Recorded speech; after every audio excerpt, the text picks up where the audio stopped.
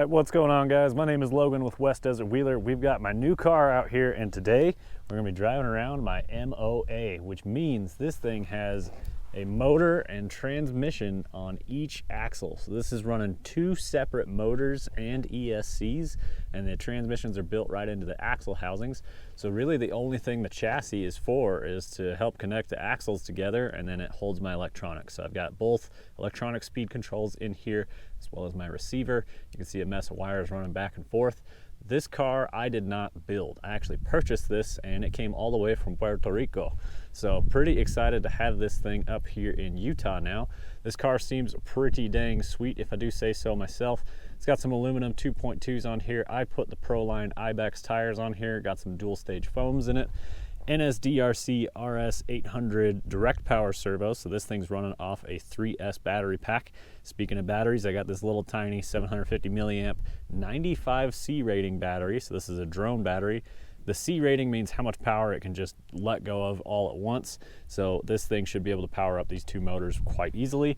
Speaking of the motors, Holmes Hobby Polar 500s, and then it's got the BR Mini ESCs in there, and it's got two of them. So what's interesting about these cars is you have to have a controller that can take the two ESCs and make them run off of one throttle channel. So I'm not running my FlySky here. The GT5 can't handle that. It does not mix channels. So this is going to be running on my Spectrum Rugged here, and pretty excited to get this thing out on the rocks. I've been driving this a little bit off camera, and this thing is super fun. Tons of fun, and is crazy capable. I'm pretty used to knowing what the Class 2 style cars can do, and this thing blows them out of the water. This thing is crazy capable, and we're gonna show you what I mean here right now. So for all my other cars, I'm really a performance-driven kind of person. I want to see the car perform its absolute best, and I think MOA is basically built entirely for that purpose. So what's interesting is you don't get a mechanical overdrive, you get a electronic overdrive. And so I can tell my mixing on the throttle here for the front and rear ESC, say, hey, send more power to the front to give me more overdrive. But they are brushed motors, so if there's too much load on them, they don't spin. So I can even have overdrive set up in the controller, but then the rear, if the front tires get too jammed up, the rears will spin and the fronts won't. So it's kind of an interesting driving experience. You got to get used to it. It's definitely different. Got the large 2.2 pin tires. Got my dog running around in the background. That is Sydney. But yeah, guys, I'm new to this. So if you are an MOA expert, go ahead and drop some tips for a newbie in the comments down below here. Looks like I've got a little too much overdrive set up right now. I think it's supposed to be like 90% to the rear, 100% to the front.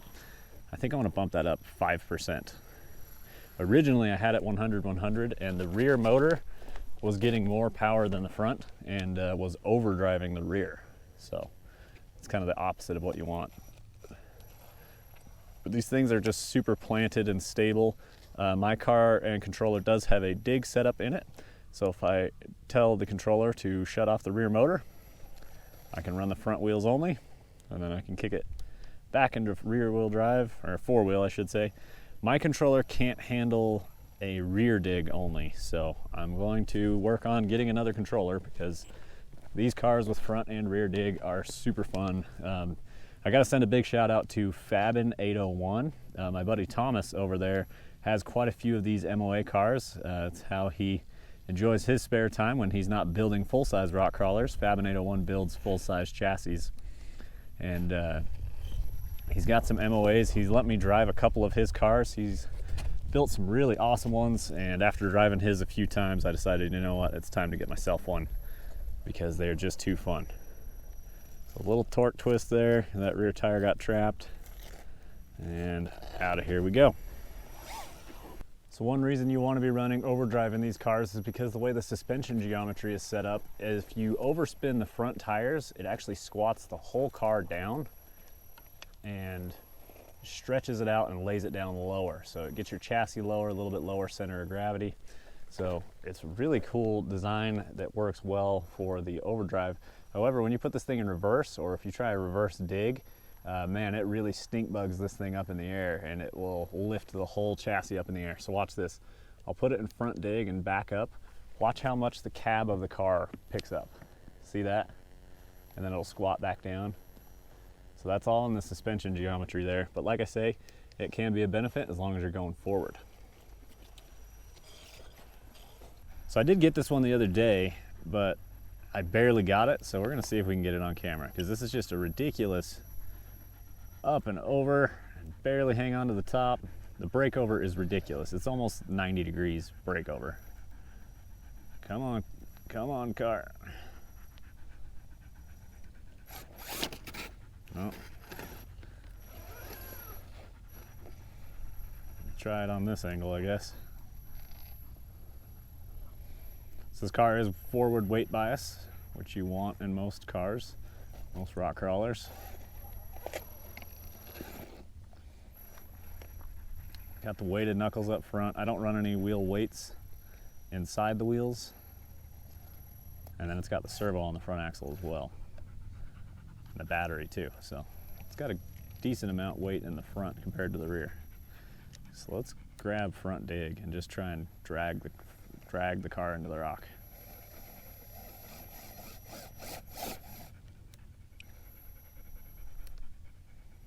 Front dig. I don't know how I even got a hold of this thing the other day. That's it. Yeah, just grabbed onto that. So now, I'm gonna try and get up and over this breakover. I think I ended up working the car back towards the camera last time. And it almost looked like it was gonna fall off, but it magically held on. So, we'll see if we can make it happen. Just looking for those little grooves. Almost got the skid plate up and over. There, we're close. Nice. Like, look at that breakover. That's ridiculous. These cars should not be this good, man. Spin right around, and then you can just drive right off. Oh, lost it. Quite a few of my friends have played on this obstacle here, and it's usually been pretty tricky to get. I have a feeling that this car is gonna cruise over it though. I think like 1 or 2 of my friends have ever made this. I don't remember if I ever have. I don't think so. And it's just off camber, ledgy, and then it's got an ugly breakover at the top, which, as I just showed, this car is not gonna have an issue with. Yep, there, come on. And that was it. 15 seconds later, it's at the top. Pretty wild. So let's throw it in front dig, and then it's gonna squat out the car. It's gonna help like apply a rear brake basically, and hopefully keep us a little more controlled as we drop onto this rock down below. Yep. Ooh, that front steering barely cleared. There we go. It's getting twisted up. We're gonna have to throttle out and put it back in 4-wheel. And there she goes, out the bottom. All right, we were playing around on a cliff edge here. Nothing new to my channel. I've driven this climb a few times before, but I'm gonna try and get a different line with this car. So normally I go like more straight ahead. I want to try and get up this ledge right under my driver front and try and pull the car up and over that ledge. See, I'm just not quite getting enough push on the rear. A little hoppy here. These are the Proline Predator tires. There we go. Okay, now that front tire is gonna pull the rock off, so I need to be careful not to let that upset the whole car. Okay.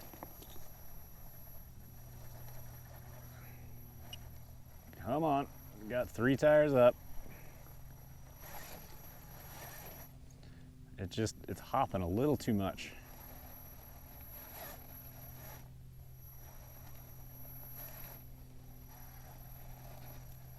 And I can't go too far right where it wants to go because I run out of rock up there.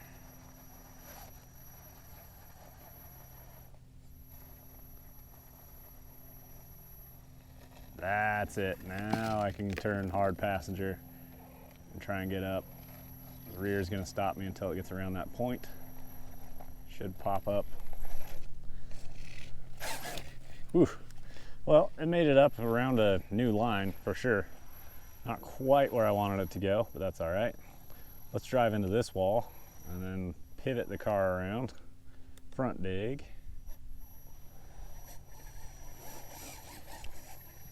That's it. So I can try and get that tire on its sidewall and then use my servo to try and wiggle that whole rear end over.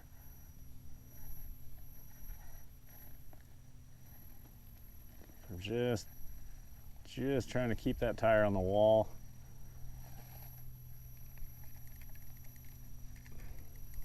The rear motor's trying to flip the whole car over because of how much overhang there is on the rear.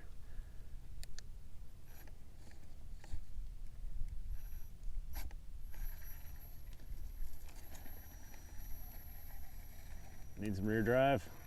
That's it. Up she goes. Pretty damn cool.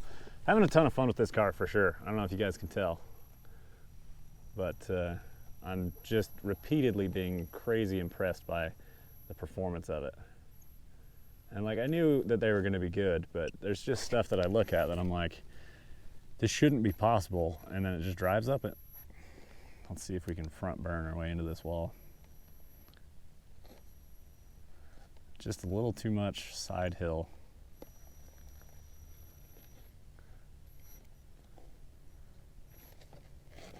Oh, need to back up.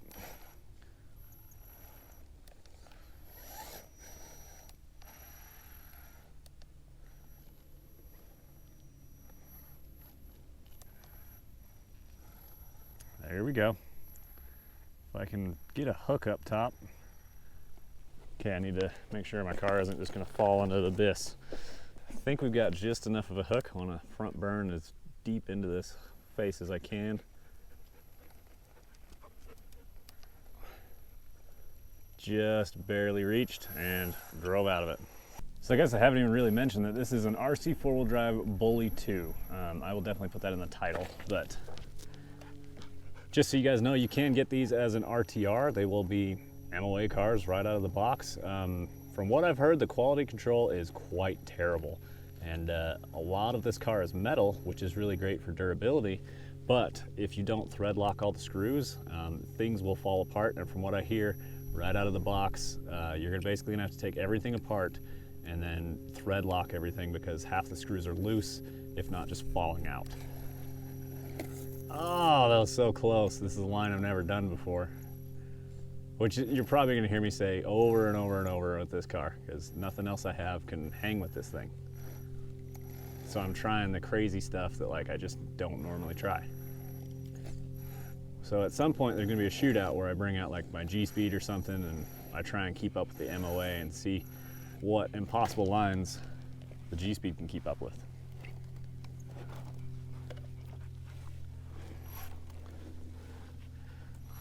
Here we go. I'm gonna try this one again. My dog found a stick. She's real excited.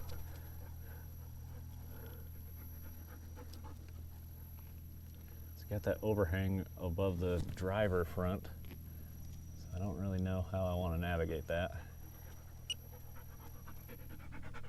She's licking my ear. Get out of my face. What you doing? Don't fall. Jackass. Move.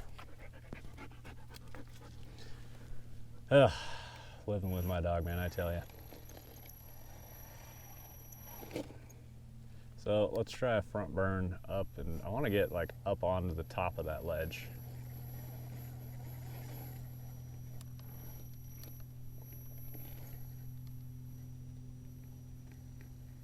There we go.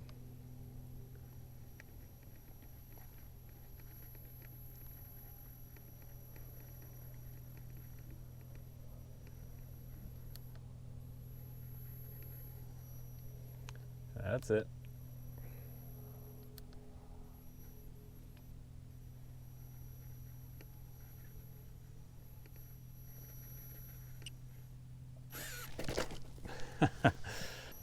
So this is a line I've done plenty of times with my Capras and my Class 2s.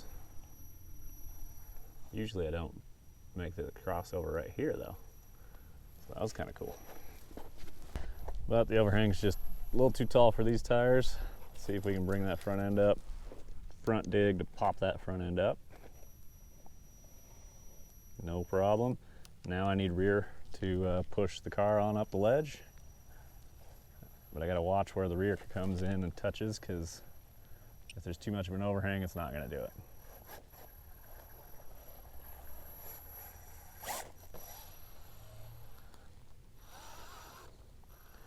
Pretty happy with this car so far. And I haven't done much. All I did was put tires on this, because I was advised to try the Proline Ibex for the terrain I'm on. There's some guys out here that run the MOA cars, and they were just saying that these tires hook up well out here.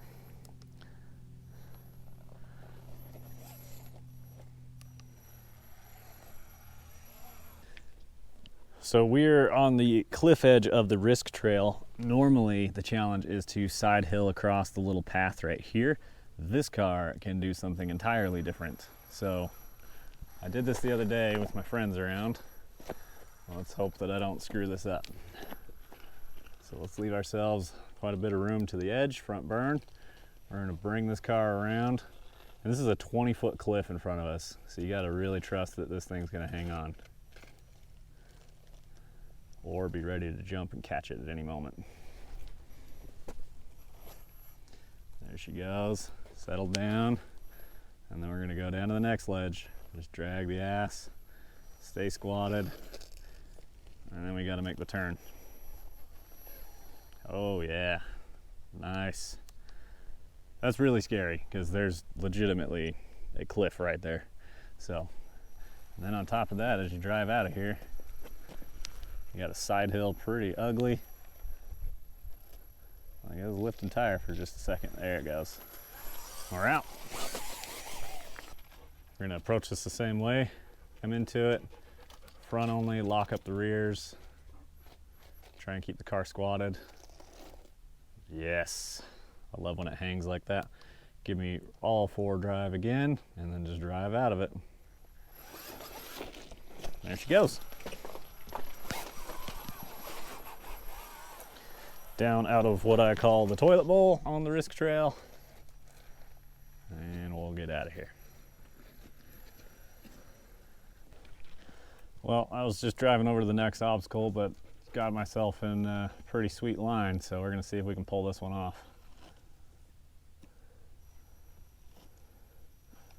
I think these rears are gonna drop too far down,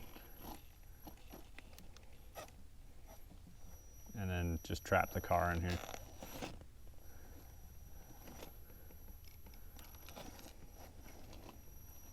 It's gonna come out sideways, it looks like. Wonder if we can front dig only.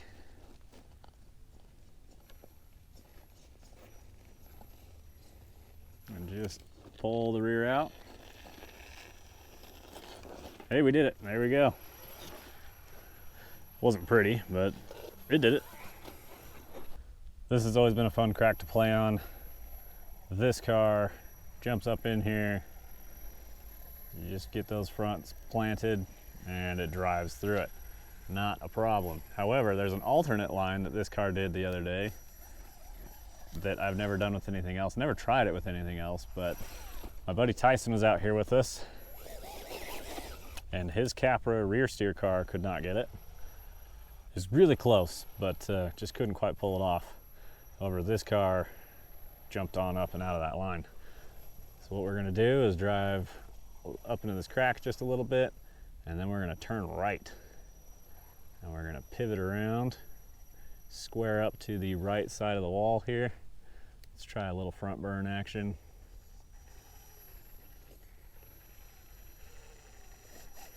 Not quite enough weight to get that suspension to work. There it goes.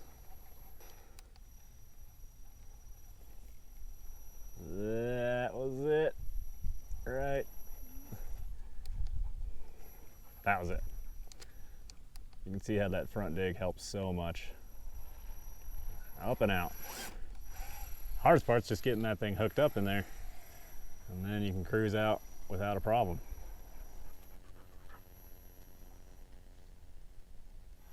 A little too steep on that line.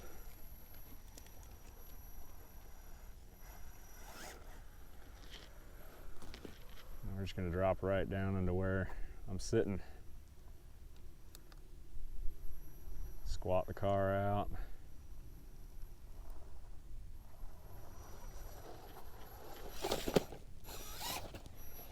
It did it.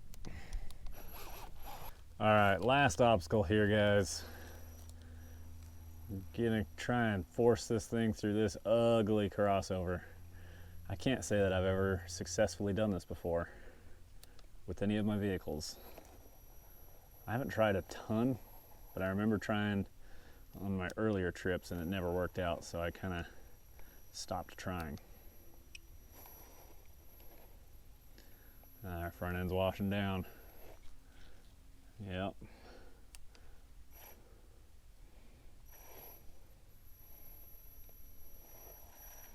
Okay, we successfully saved ourselves there.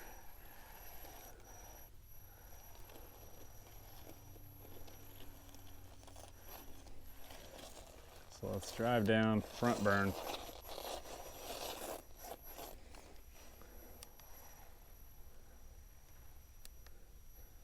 Pop the front end up.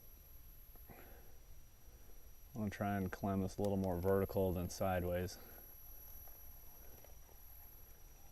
I'd really like to have a rear burn to try and walk that rear end down a little bit. So we're going to run down along the edge of this cliff. Front burn again, try and get this car to settle. And I need to get that right rear to land right there. Need the front end to stick. It's kind of sticking. It should help, the rear should help that front end stay planted. And there's a pocket right below it, so like, you don't want to fall off.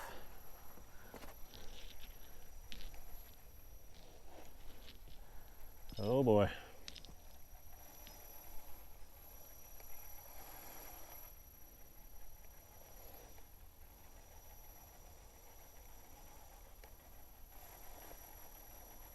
And if I give it much more throttle, it starts hopping.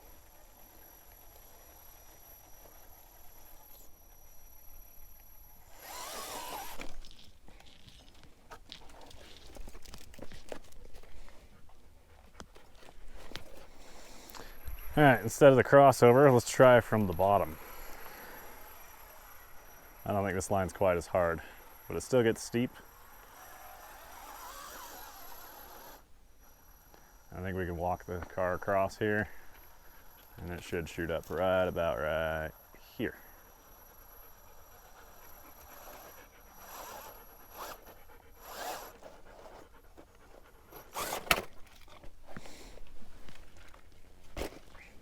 That was the line, just had some bad bounces. Let's get this one done and end out this video.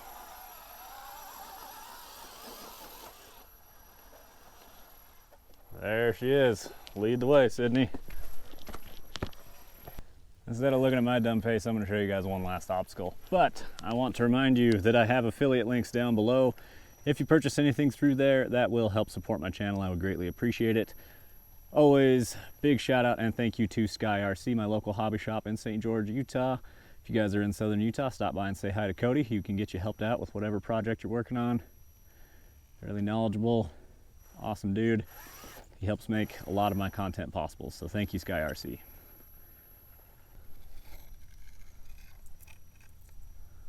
Okay guys, my name is Logan with West Desert Wheeler.